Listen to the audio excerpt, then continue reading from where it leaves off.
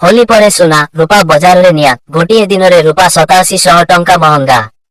सुना और रूपा किनिबाकू चाहुथिबा ग्राहकंक पाई बड़ खबर। गुरुवार बजार खोलिबा मात्रे उभय धातुर मूल्य रे एक बड़ धरणर वृद्धि देखिबाकू मिलिछि। विशेषकरी रूपा मूल्य रे आज प्रबल उत्साह देखा देछि, जहा गोटे दिन रे प्राय 8,700 टंका वृद्धि पाइछि। बजारर सद्यतम स्थिति मल्टी कमोडिटी एक्सचेंज रे कारबार आरंभरु ही सुना और रूपा आकाशछुआ होइछि। गतकाली रूपा केजी पिछा 2,65,560 टंकार बंद होइथिबा बेले आज यह 2,74,251 टंका छुईथिला। सकाळ 10 सुद्धा यह 2,70,012 टंकार कारबार करथिला। सेहीपरि सोना मूल्य रे मध्य 1,600 टंकार वृद्धि घटिछि। आज सकाळे यह 63,142 टंका सर्वोच्च स्तर को छुईबा परे सामान्य स्थिर होई 62,157 टंकार ट्रेड करथिला। अंतर्जातीय बजार रे प्रभाव केवल भारत नुहे, विश्व बजार रे मध्य सोना दर वृद्धि पाइछि।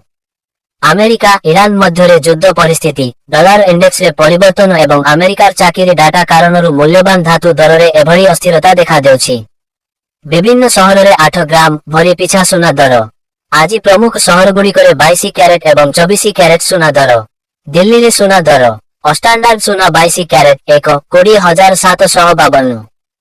Pure gold 24 carat 31,720।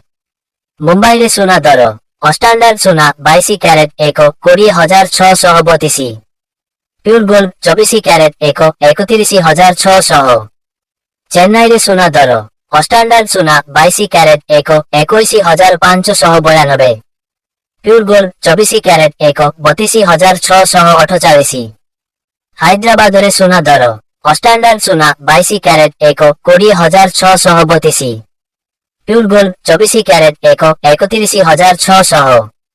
सोना और रूपा किनिबा पूर्व स्थानीय ज्वेलर्स किंबा बजार दर जांच करंतु, कारण एथिरे जीएसटी एवं मेकिंग चार्ज अर्थात गड़ा मजूरी अलगा भावे जोड़ा जाय थाए।